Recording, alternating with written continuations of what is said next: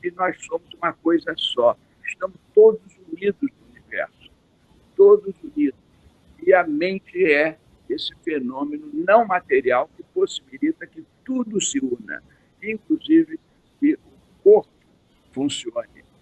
Nós somos o que nós pensamos. O que nós pensamos influencia tremendamente o corpo. Bem, muito bom dia, muito boa tarde, muito boa noite a quem está nos ouvindo no horário mais adequado, nesse FIS Talks de hoje, que eu tenho a honra, e é uma honra para todos nós, receber uma figura que é um expoente da medicina brasileira, é uma celebridade mundial, de quem eu tenho orgulho e honra de ser amigo, o professor Jorge Alberto Costa e Silva.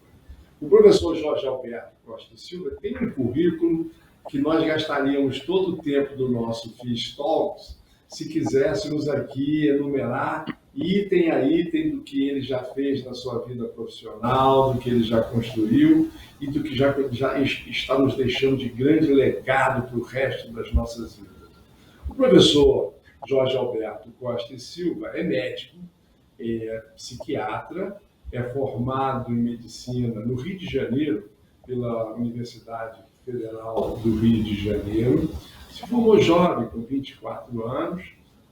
Logo em seguida, saiu do Brasil, foi para a Universidade Karolinska, na Suécia, onde ele se especializou e começou uma carreira internacional muito pródiga, muito rica, e tem uma história de família de médico, inclusive. Seu pai era médico, mas sua mãe tem uma curiosidade que me chamou a atenção, porque ela é sobrinha neta de um prêmio Nobel de Literatura, o espanhol Dom Jacinto Benavente.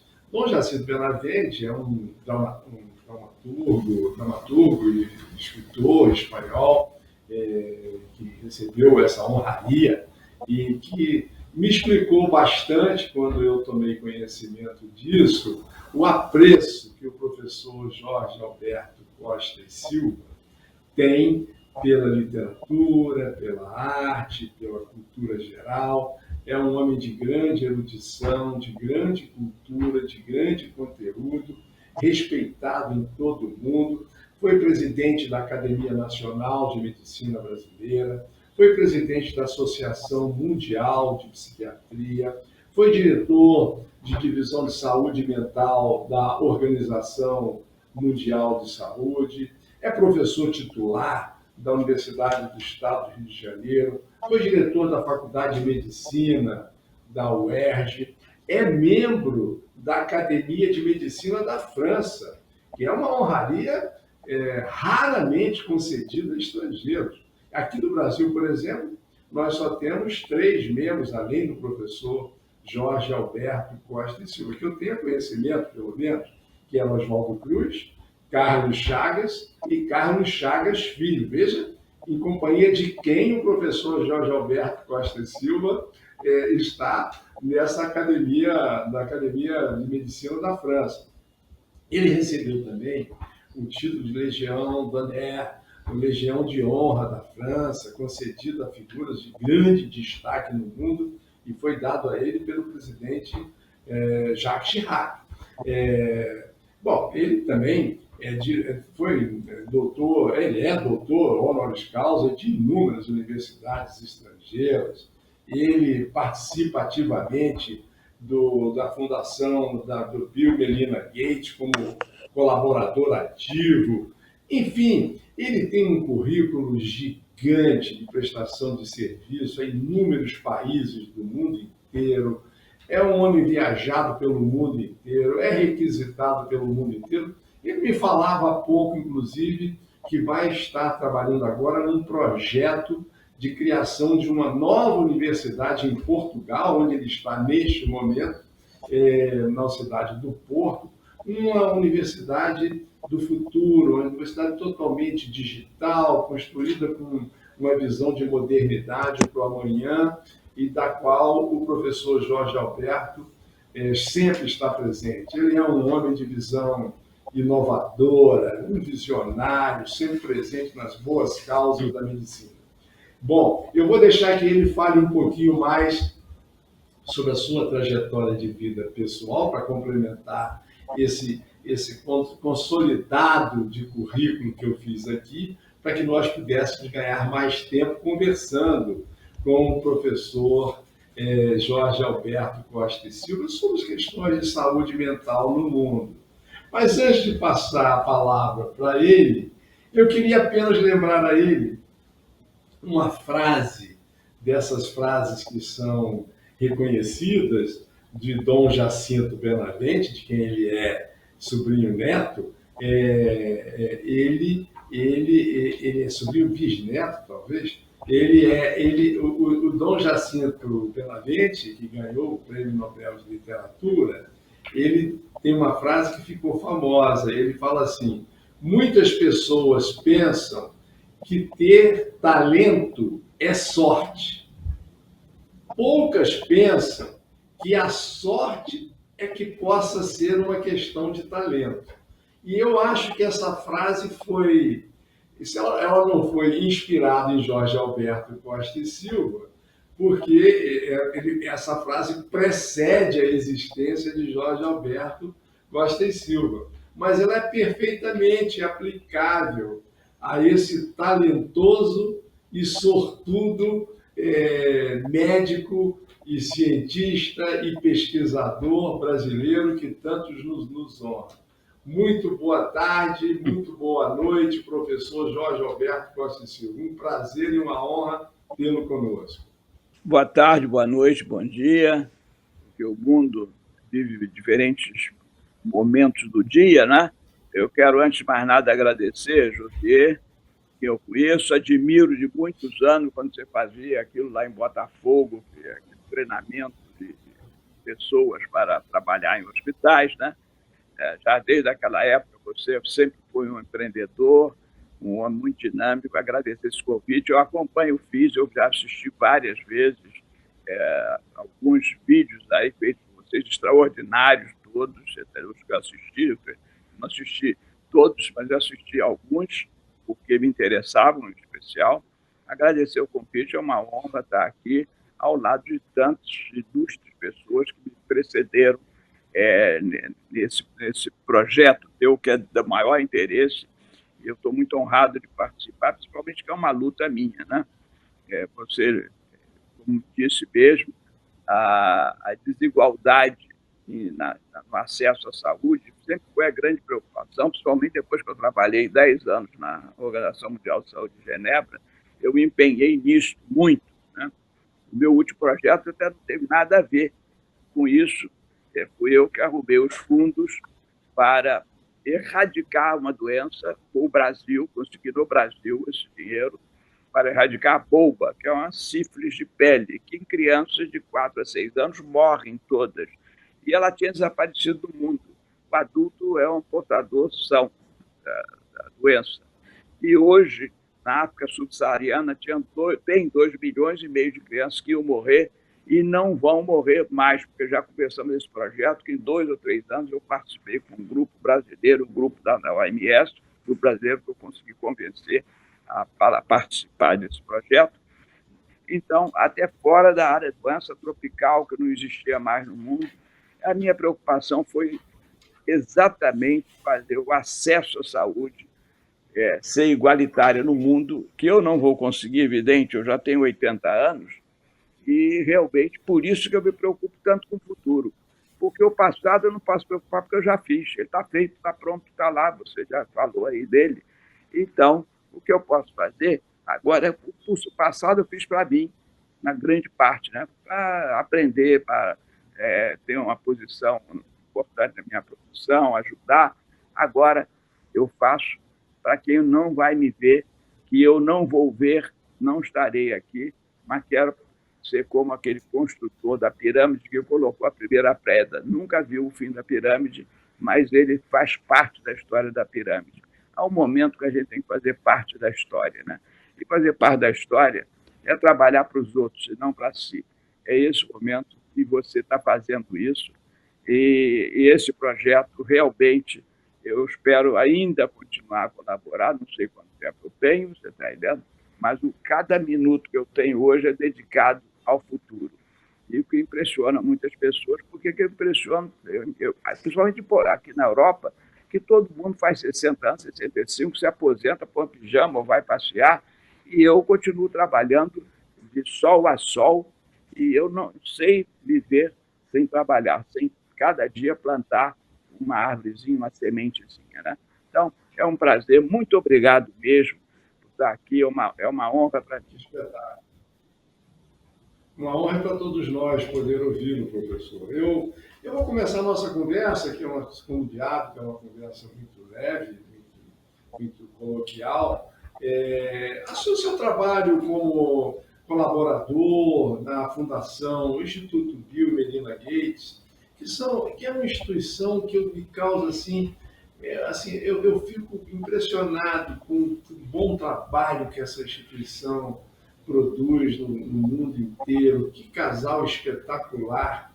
Eles não são mais casados, mas de qualquer maneira é um casal espetacular, porque eles fizeram da sua riqueza, do seu patrimônio gigante, uma boa parte se transformar nisso que você bem fala, que é um legado para aqueles que certamente não terão a oportunidade de vê-lo no futuro, mas eu vejo como eles ajudam nos projetos na África e em todo o mundo, que possam transformar a vida dessas crianças, dos adultos, enfim, da vida do mais sofrido, do pobre, do desassistido, da população mundial que tanto carece. Nós vimos agora, não é, professor?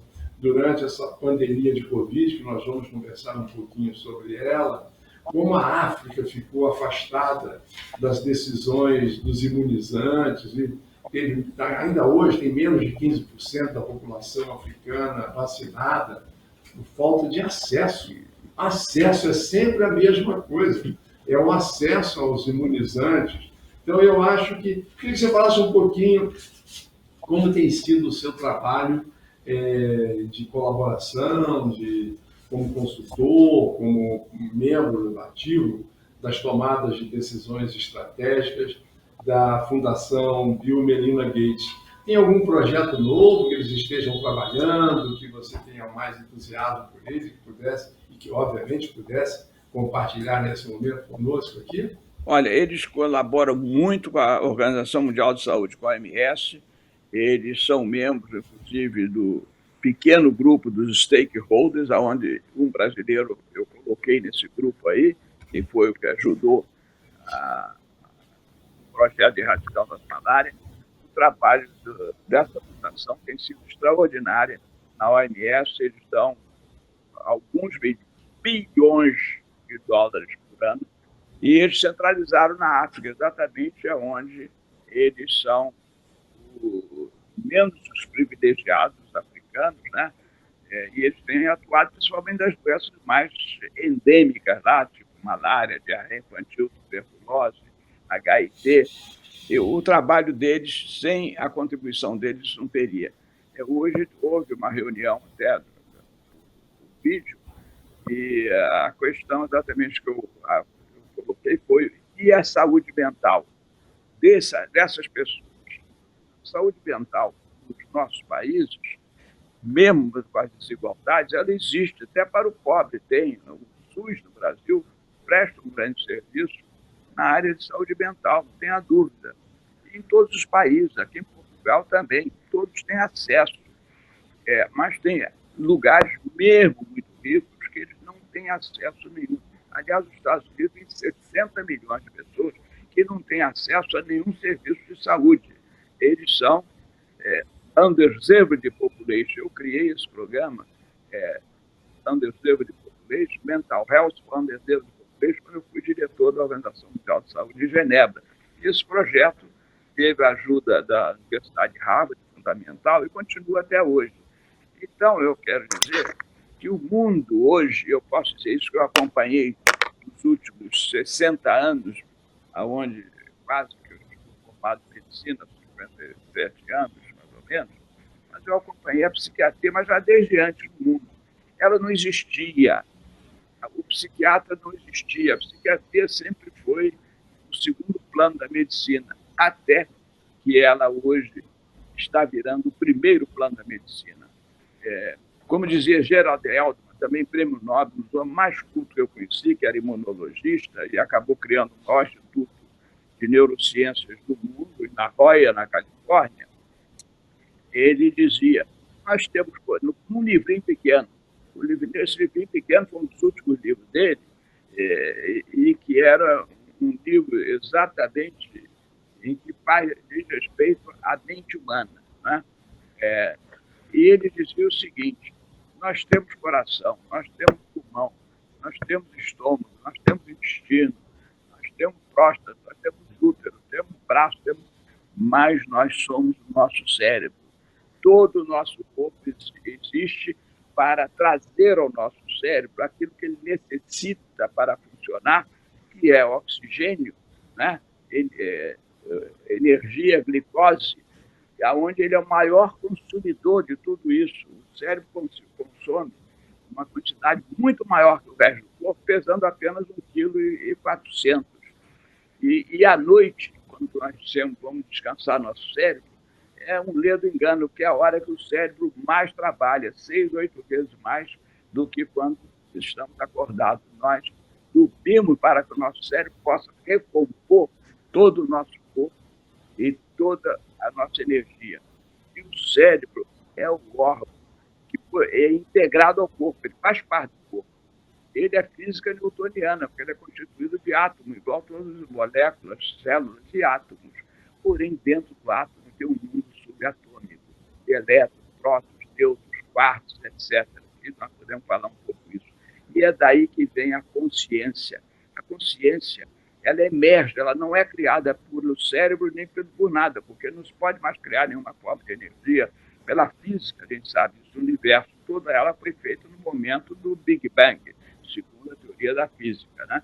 Então, o nosso cérebro, ele é o órgão que possibilita a emersão da consciência, da mente humana. Ele permite, ele é apenas um instrumento da nossa mente aparecer e poder, e segundo Gerald Eldman, desse livrinho dele, ele diz que Deus criou o cérebro para que o homem pudesse perceber a beleza da obra dele e ajudá-lo a terminar. Nós somos coautores do que se passa no universo. E com a teoria de saúde planetária, o planeta é um ser vivo também, e nós somos habitantes dele, nós somos fruto deles. Daqui foi gerado o ser humano, desde a primeira molécula, a primeira célula, ser unicelular que apareceu. Mas o que eu quero dizer é que realmente a nossa mente, ela é o responsável não somente pelo nosso corpo, mas pelo que acontece na natureza e o que acontece no universo. Tem livros que dizem que o universo é uma entidade cósmica, é uma entidade consciente que se expressa através de nós. Ela precisa da matéria para se expressar. E aí, não vamos entrar nisso, mas realmente eu sou daqueles que compartilham com muitos cientistas que o cérebro é um fenômeno da física clássica e a mente é um fenômeno da física quântica. Isso é muito complexo a gente conversar, mas eu quero dizer que nós somos uma coisa só. Estamos todos unidos no universo, todos unidos. E a mente é esse fenômeno não material que possibilita que tudo se una, inclusive que o corpo funcione. Nós somos o que nós pensamos. O que nós pensamos influencia tremendamente o corpo. E nós somos o que nós fazemos, né? Então, se você perceber, tudo o que acontece é fruto de um pensamento humano que se transformou num comportamento humano individual ou coletivo. E dentro do corpo a mesma coisa. Não há uma doença que o cérebro não participe dentro do corpo humano. Não há uma. Ele é um dos elementos de qualquer manifestação errada do corpo humano. Muito interessante essa visão da física quântica como sendo a grande provedora do nosso cérebro, da mente humana, quer dizer, a complexidade que está dentro da nossa cabeça e que é capaz de fazer a gestão total do nosso corpo e do nosso destino, inclusive, não é? É muito interessante. Professor, eu tenho percebido nesses tempos de Covid que aumentou assim demais as questões de natureza psíquicas nas pessoas. É óbvio que o medo da morte, o confinamento, o isolamento social, que foi muito necessário mesmo para conter essa epidemia de uma maneira muito intensa, como ela ocorreu, e que se não fosse em função disso, talvez o número de mortes tivesse sido muito, mas muito maior do que efetivamente aconteceu. A gente via no início, eu me lembro lá para meados de fevereiro de 2020, portanto, 2 anos atrás, aquelas cenas na Itália, totalmente vazias, cidades, onde as pessoas não podiam sair de casa, exceto para levar o seu cachorrinho na rua para fazer as necessidades fisiológicas durante 15 minutos, não mais do que isso. Aquilo tudo foi crescendo depois dos Estados Unidos, finalmente chegou ao Brasil, toda a Europa, passou por toda a Europa, o confinamento, o lockdown. Isso gerou, certamente, transtornos muito intensos e as notícias de depressão, de ansiedade, de suicídio, isso aumentou muito no mundo inteiro em função dessa dramática e, se Deus quiser, não teremos oportunidade de ver, todo mundo tem que torcer muito para que isso não aconteça nos breves tempos, embora se pense que talvez isso possa vir a ocorrer de um outro momento qualquer, a qualquer momento, mas, de toda forma, foi uma experiência dramática e eu acho que a saúde mental talvez tenha sido muito mais intensamente atacada do que a saúde física propriamente dita. Como é que você vê, professor Jorge Alberto, o resultado disso no mundo? Como é que foi o impacto que vocês perceberam da Covid sobre a saúde mental das pessoas? O que nós poderíamos estar fazendo para tentar recuperar aquele nível de saúde mental pré-Covid, se é possível, como fazer isso?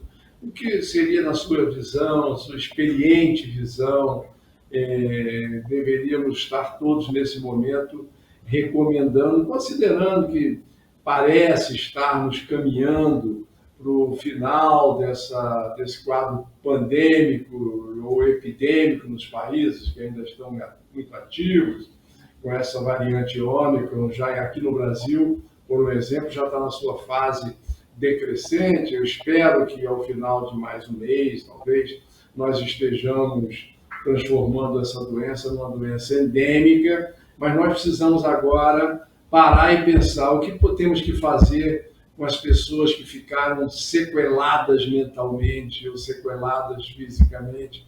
Nós vamos ter que repensar o modelo de acolhimento das pessoas que sofreram muito, mesmo não tendo tido a doença ativa, Covid, mas tiveram consequências, tiveram um sofrimento intenso.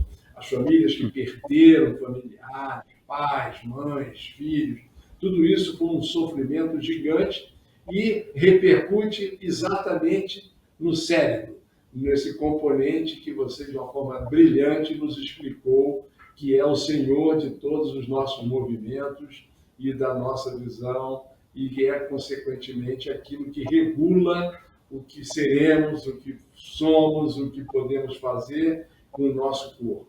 Como é que você vê isso, professor Jorge Alberto? O que você recomendaria para as famílias que estão nos ouvindo nesse momento e que tiveram seus sofrimentos, intensidades as mais variadas, como recuperar essa saúde mental? E eu tive a oportunidade de testemunhar as mudanças comportamentais de pessoas muito próximas de mim, que eu percebi isso, como mudaram o medo, a tensão, a angústia, a depressão, enfim, as coisas muito sérias que aconteceram em pessoas próximas ou notícias de pessoas que assim se comportaram.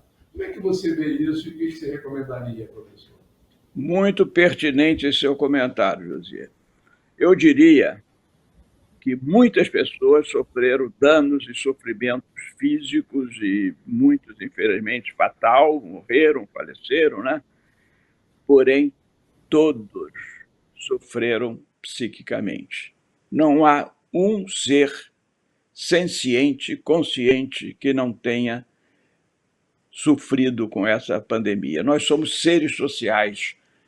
A ocitocina é a principal característica do ser humano, é aquilo que faz o animal, por exemplo, o instinto dele materno, cuidar do rebento dele, seja o animal que for. E nós também, nós somos seres sociais, nós somos seres interligados. Ora, uma das coisas que essa pandemia fez foi nos separar. Nós não nos tocamos mais. Você pode imaginar a tragédia que é isso. Quando você se toca, você aumenta a sua ocitocina, que aumenta uma série de hormônios, melhora o teu metabolismo e, de repente, ficamos privados disso. Ficamos com medo, né? Medo da doença, medo de ficar doente. E muita gente explorou esse medo ou para ganhar dinheiro, ou no trabalho, ou na família, seja o que for, porque nem sempre a natureza humana é composta de pessoas de boas intenções, né?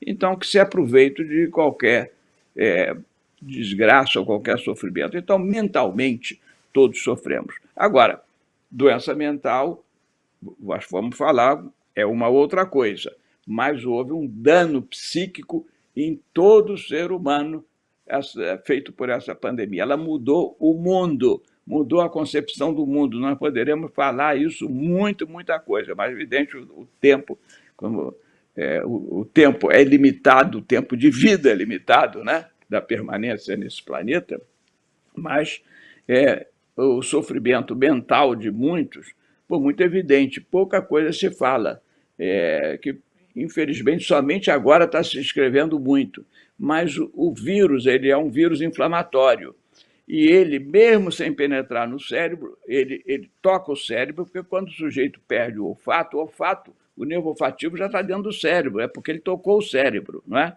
E aí, porque ele perdeu o olfato, ele perde o paladar, porque o paladar é dependente do olfato, né? Então, você já viu que ele já entrou.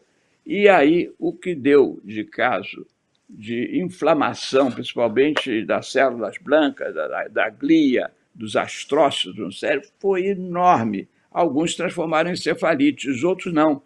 Outros desorganizaram o funcionamento bioquímico cerebral, gerando depressão, gerando suicídio. Aumentou muito a taxa de suicídio, aumentou muito a taxa de depressão do mundo, aumentou muito a taxa de ansiedade, gerando insônia. E nos psicóticos, agravando os quadros psicóticos, e naqueles que tinham propensão, desencadeando. Mas isso ninguém ligava ao vírus, até que a imagem cerebral, né, começou a mostrar a inflamação da glia, principalmente, né? O próprio vírus ele não entra, mas ele desencadeia essa reação inflamatória no corpo inteiro, como ele desencadeia, porque ele vai através da microcirculação. Então, ele invade o corpo inteiro, ele destrói o rim, ele destrói o pâncreas, ele destrói onde ele entra, ele destrói. E ele chega lá no cérebro e faz esse tumulto todo. Então, há um sofrimento cerebral muito grande, mas muito grande mesmo. É muito maior, mas só que aí o Covid longo, a principal coisa do Covid longo, que dura um ano, já sabemos, um ano é o que já sabemos, mas isso vai durar muito mais. As consequências vão ser muito mais longínquas ainda do início do Covid. E o sistema nervoso central e a mente humana foi a que mais sofreu e a que mais sofre, apesar de ser menos visível, porque nós não vemos a mente, né? Eu costumo dizer que que nós, os seres humanos, pela biologia, nós existimos biologicamente. Nós podemos nos ver, nós podemos nos tocar, mas pela mente, nós não é a nossa vida que nós temos, não é a nossa existência. A nossa vida propicia a coisa mais fantástica de nós, seres humanos, é de termos consciência, de sermos seres sencientes, né? Consciência da nossa existência, consciente do nosso universo. Quem constrói o universo é o nosso cérebro. O que você está vivendo, o que eu estou te vendo aí, é uma série de partículas subatômicas girando e vibrando no universo, mas que, organizado pelas leis da física quântica e da física clássica, se bater luz em mim, você vai me ver. Se apagar a luz toda, eu desapareço? Não, mas você não me vê. Você está entendendo? O universo é a mesma coisa. O universo é construído agora, um dos fenômenos que ninguém fala, né? É o fenômeno do lançamento pelo foguete Ariane 5, né? Daquele novo radiotelescópio que vai possibilitar a compreensão do nascimento do universo. Esse foi um fenômeno que aconteceu há um mês e meio, que deveria ser celebrado. Eu acompanhei cada minuto o lançamento do Ariane 5, você está entendendo? Para ver, isso é um fenômeno que vai rodar ao redor, não da Terra, mas do Sol. Ele vai virar um planeta ao redor do Sol para estudar o futuro e estudar o passado, porque o tempo é uma criação da mente humana. Inclusive, se você tiver uma lesão na região occipital, aqui, numa parte do cérebro, você perde a noção de tempo. Você não sabe falar amanhã, você não sabe o que é amanhã. Ontem, você não sabe. Se você tem um micro AVC nessa região, a noção de tempo desaparece, porque é uma noção do nosso cérebro. O tempo não existe no universo. Então, essas coisas todas fazem crescer a importância da consciência, você está entendendo? A consciência é realmente um grande fenômeno. Por quê? O nosso corpo, todo mundo fica preocupado, você falou da inteligência artificial, não, mas aí a inteligência daqui a pouco vai substituir o homem e tal. Ela talvez substitua, talvez nós sejamos parte da evolução, nós já fomos uma bactéria, você está entendendo? Chegamos aqui. Uma bactéria, se pensasse, eu nunca me ia imaginar essa reunião nossa aqui, nunca, você está entendendo? Mas nós chegamos aqui. Nós também, hoje, nós podemos visualizar alguma coisa. A única diferença que eu vejo entre a inteligência artificial e a nossa é que a deles é a matéria que possibilita ela de emergir, porque ela não é criada por essa máquina, não.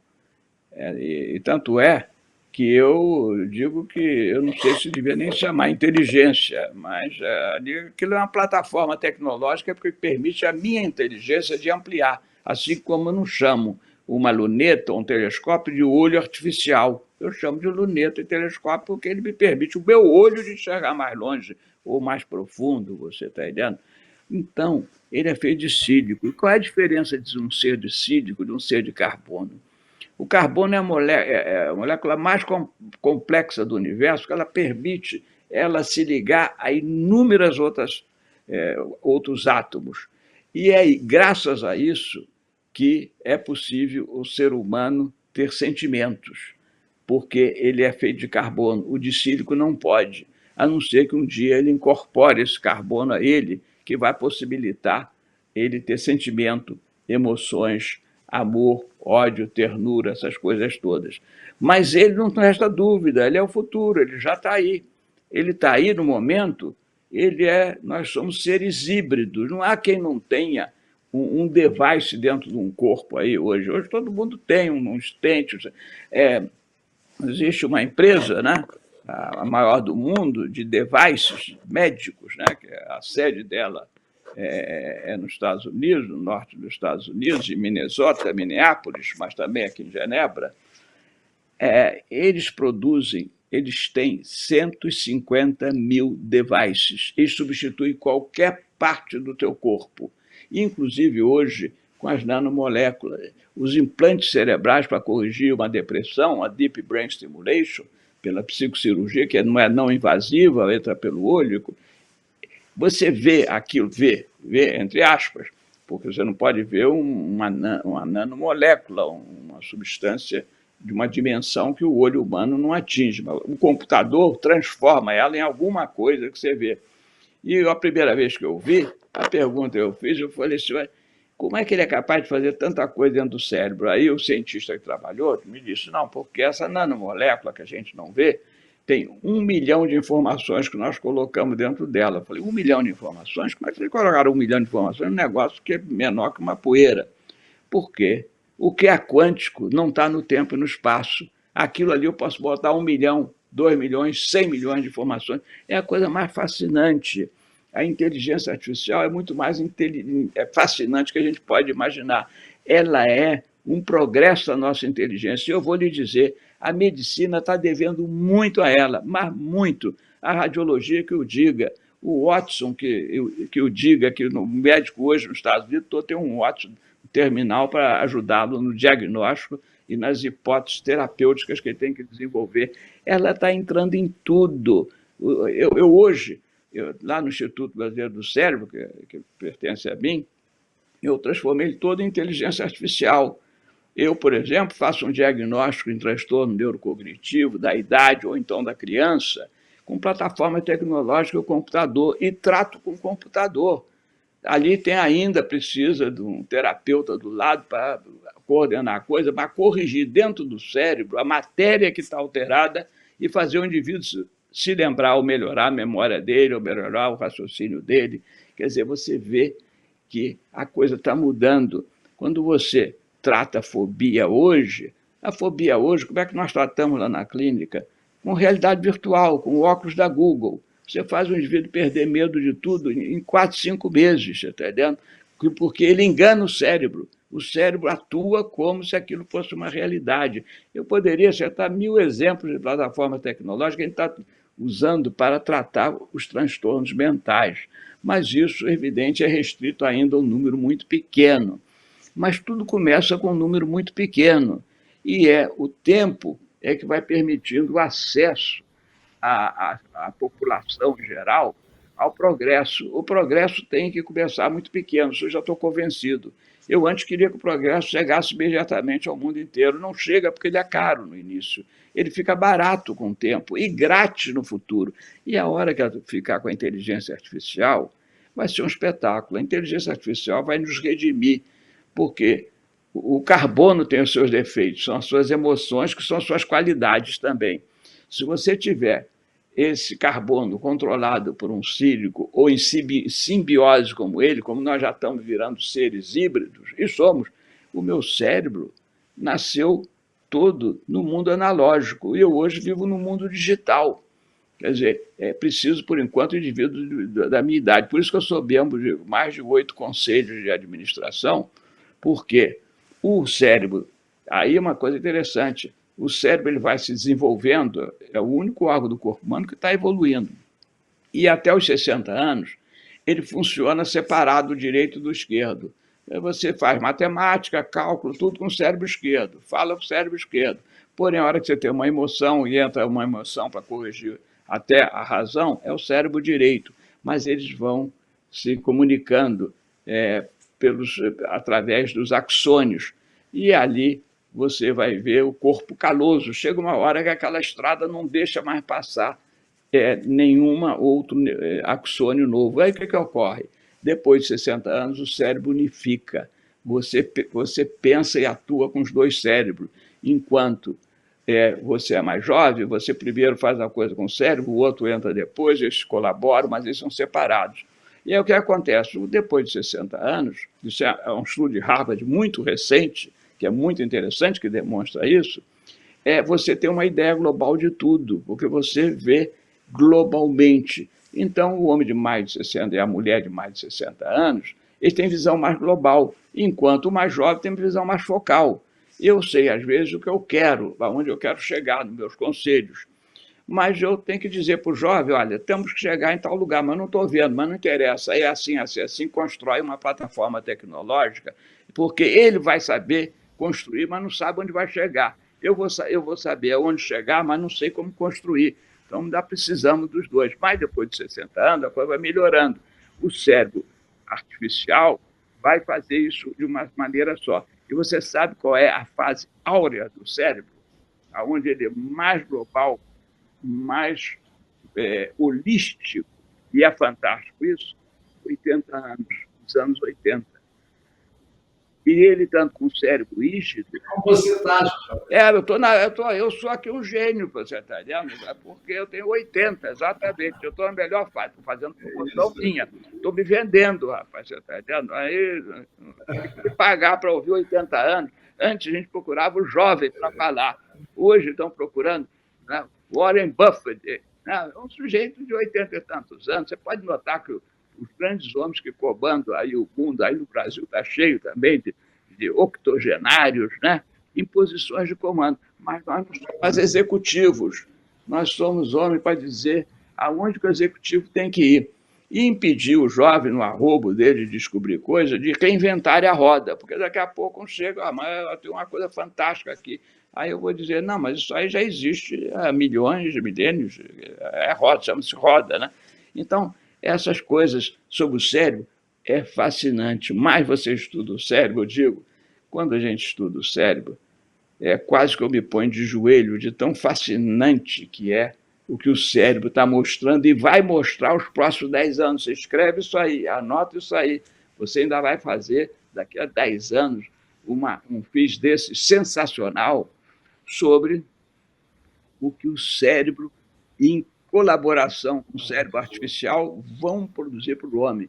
E você sabe, no momento eles estão entrando na medicina, entrando no direito, entrando em várias profissões, né? Mas eles vão chegar num ponto fantástico, que é a política. Porque o cérebro artificial é incorruptível. Ele não é sujeito a essas ambições, esses desejos do nosso cérebro. E aí, você pode notar, ninguém acreditava que, por exemplo, que uma imagem de ressonância magnética, de tomografia, fosse analisado pelo um ser artificial que nem ali está nos Estados Unidos, né? É a máquina, precisa do médico ainda para assinar. A justiça está toda digitalizada, mas precisa de um juiz para assinar, um desembargador. Mas daqui a pouco a máquina assina. Eu já tenho assinatura eletrônica, você também, você está entendendo? Isso aí vai desaparecer.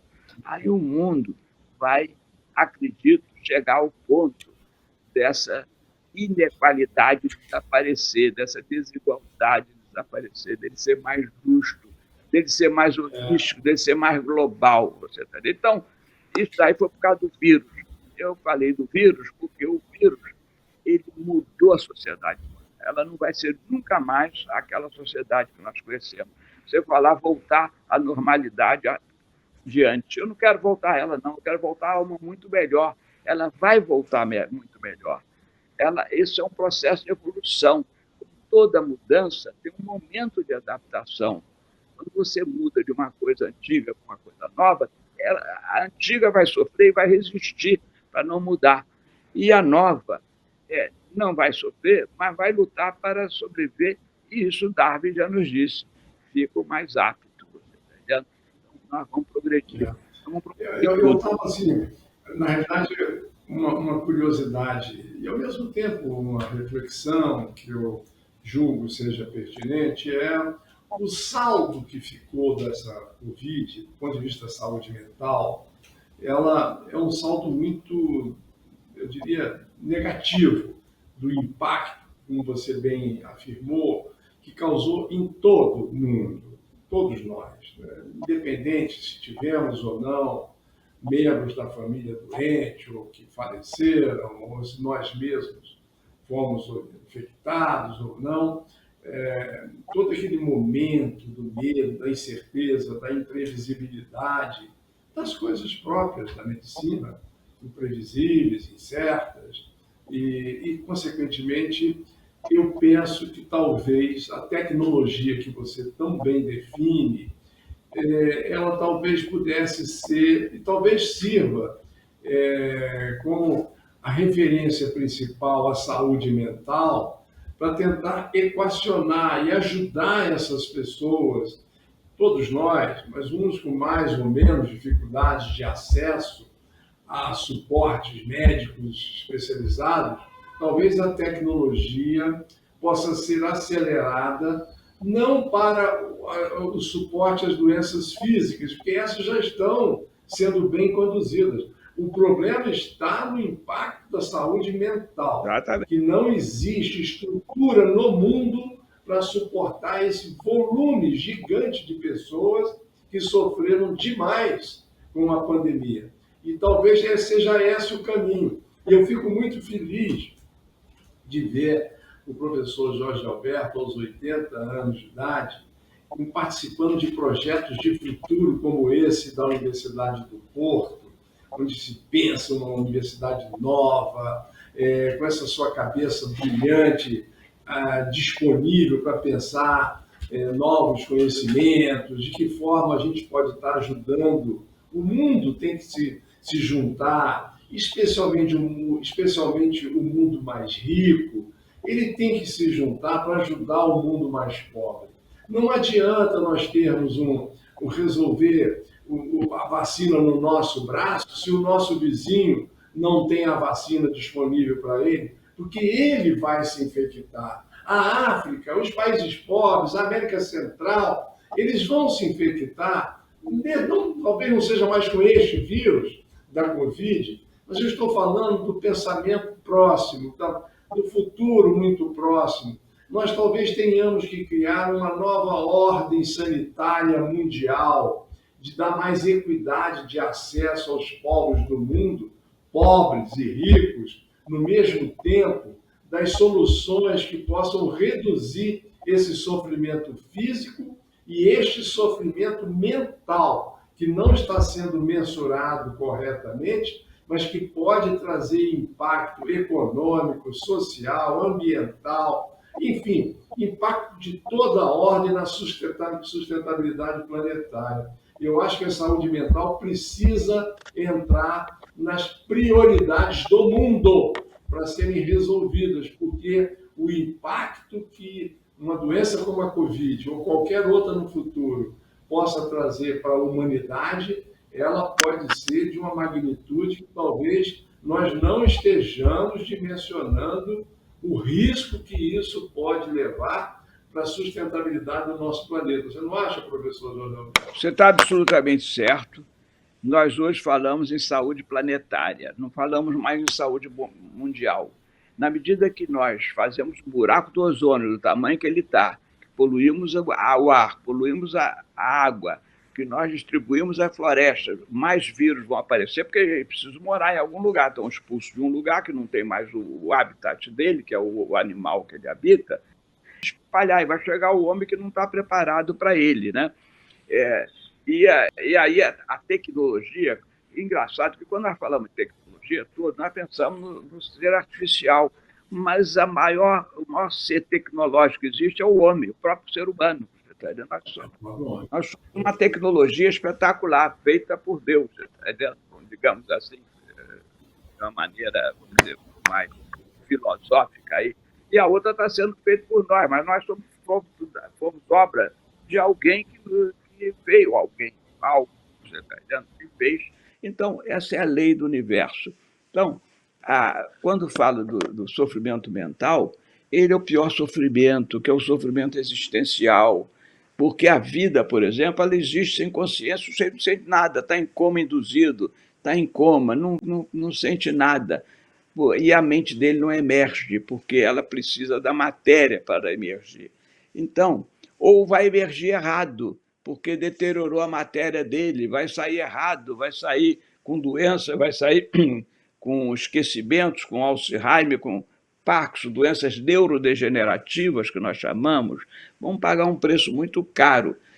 Mas ele só está aparecendo agora, porque antes aparecia, era a luta para o indivíduo não morrer. Agora nós estamos controlando a morte, em grande parte, do Covid, né? E aí começa a aparecer o que não aparecia antes, mas que já existia, que é o dramático sofrimento existencial do homem, daquele que vê o ser morrer e não pode enterrar, que não pode chorar, que não pode tocar, não é? É o drama humano que nos separou, nós somos seres interligados, você falou muito bem, o que atinge o outro atinge a mim. Não penso que eu sou separado dele, sou separado de vocês. Há uma unidade cósmica que liga tudo no universo, tudo no mundo. E aqui, na nossa casa, no planeta, temos que cuidar dele, porque todos nós dependemos dele. Não adianta nada vacinar uma turma e não vacinar outra, porque vão surgir outros vírus, nesses que são os novos, vamos dizer assim, lugares de habitação desses seres que vão procurar habitar e se reproduzir em outro lugar, e vão chegar a nós diferentes, aí vamos sofrer também, e vamos gerar um ciclo vicioso. Então, hoje, existem grupos no mundo que estão refletindo muito sobre esse assunto da saúde global, da saúde planetária. O Lovelock, que é um homem que, ao fazer 100 anos, ano passado, publicou mais um novo livro, o Homoceno, né? É um livro sensacional, um livro fininho, aos 100 anos de idade. Ele produziu um novo livro, lançou o livro dele. E nós temos visto vários santos centenários lançarem livros.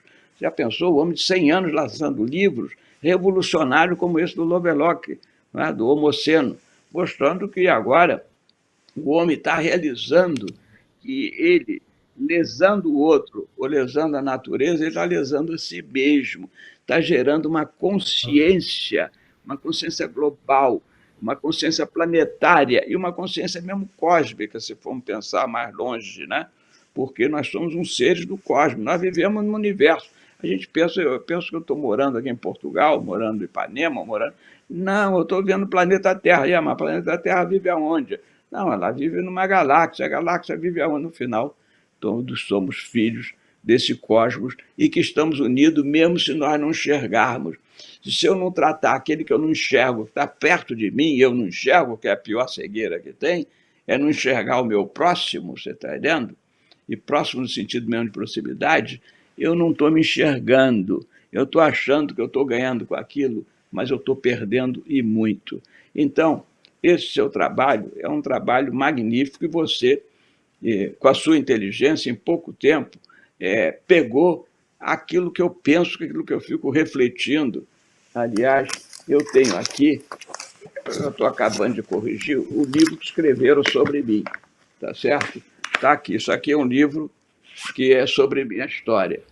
Jorge Alberto Costa Silva, Um Astrônomo da Mente, é o título do livro. Está aqui. Espetáculo. Por quê? Porque eu resolvi ser psiquiatra, eu não quero tomar muito seu tempo, e por quê? Porque quando eu era criança, aos 7 anos de idade, olhando o céu, na época a gente via muito o céu, porque tinha poucas luzes, eu perguntei ao meu pai onde era o fim do céu, porque a criança quer saber o que é maior, Cristo Redentor, Pão de Açúcar, a Torre Eiffel, a pirâmide, né? Tudo é referência para ela, mas tudo é tamanho, tudo é espaço, tudo é tempo. E meu pai, que era além de médico e filósofo, do qual também eu sou, me intitulo, sou o único médico membro da Academia Brasileira de Filosofia também, mas tenho escrito muita coisa sobre filosofia. Então eu perguntei a ele, papai, onde é o fim do céu? Mas o céu não tem fim. Eu falei, como não tem fim? Foi a primeira angústia existencial que eu senti. Com 12 anos de idade, eu quis ser astrônomo. Meu pai disse, não, você não vai conseguir sobreviver, meu filho. O máximo que eu posso lhe dar, estou falando dos anos 40, início dos anos 50, é uma luneta para você dar, brincou comigo, para você ver o São Jorge lá lutando contra o dragão na Lua, mas não posso dar mais do que isso, né? E aí, como eu tinha uma família de tantos médicos, né? Inclusive o pai de Dom Jacinto Benavente, prêmio Nobel, eu falei antes a você, ele foi o criador da pediatria como especialidade, membro e presidente da Real Academia de Medicina de Espanha. O pai dele, os dois são considerados patrimônio histórico da Espanha, né? Então, em função disto, eu resolvi, não fui fazer medicina, a minha paixão sempre foi medicina interna, generalista, eu queria ser generalista, adoro, até hoje acompanho tudo de medicina interna. Eu digo que psiquiatria é medicina interna. Nenhum médico pode ser bom se ele não souber fazer um diagnóstico elementar de coração, de pulmão, de fígado, de rim, de bexiga, seja o que for. E não pode ser um bom médico também se ele não fizer uma ajuda, um pequeno diagnóstico numa depressão, numa ansiedade, numa crise de pânico. ele tem que saber a medicina interna. Então, eu custei a descobrir, eu descobri com a obra de Freud, que foi o maior escritor, eu sempre fui um grande leitor. Freud era um escritor extraordinário. A grande obra do Freud foi que ele mudou a patologia geral, né? Uma patologia auditiva, visual numa patologia auditiva. O que o outro conta é importante para conhecer a doença dele, não somente o meu tato, o meu olfato, ou o meu ouvido vai escutar no batimento, mas a história do homem é importante. Ele incorporou a história do homem e ele foi um contador de histórias fantásticas. Aí, a partir daí, eu comecei a me interessar pelo universo, que é a minha paixão. Eu hoje acompanho tudo que é de astrofísica, eu acompanho a física quântica, porque o micro-universo é o macro-universo, você está entendendo? Porque é o outro lado dele, né? Então, o que está lá dentro do átomo é aquilo que está fora. Então, quando eu olho o céu, eu estou olhando a mim mesmo, você está entendendo? Porque eu sou parte disso aí, né? Então, essa unidade é aquilo que você está fazendo e continue a fazer, e conte comigo para lembrar a nós todos que nós estamos unidos, tá? O teu bem é o meu bem. Muito bom, professor. Professor Jorge Alberto Costa e Silva, foi uma honra, foi um prazer, foi uma tarde, noite espetacular de aprendizado para todos nós. Eu saio daqui muito mais enriquecido de saberes, de conhecimentos, com essa conversa tão agradável, tão gostosa que tivemos aqui. Muito obrigado pela gentileza do seu preciosíssimo tempo de compartilhar com os milhares de pessoas que nos acompanham em todas as nossas mídias sociais. Foi um prazer e uma honra. Fique bem, com saúde, continue nessa sua vida ativa, contribuindo de forma decisiva para a melhor qualidade de vida da população planetária. Fique bem, fique com Deus e até a próxima, se Deus quiser. Muito obrigado, até a próxima. E lembrando uma frase antiga que agora entendemos melhor: unidos venceremos. Estamos todos unidos, então não temos por que perder. Só vamos perder se nós não pensarmos. Muito obrigado por essa oportunidade, dessa palavra. Desculpa aí o meu entusiasmo às vezes pela coisa, mas eu sou entusiasmado. Espetáculo. Não é? Obrigado. Curta bem ali a nossa querida Portugal, que é a nossa querida Portugal com os bons vinhos que todos temos direito quando estamos aí. Obrigado a você. Um grande abraço.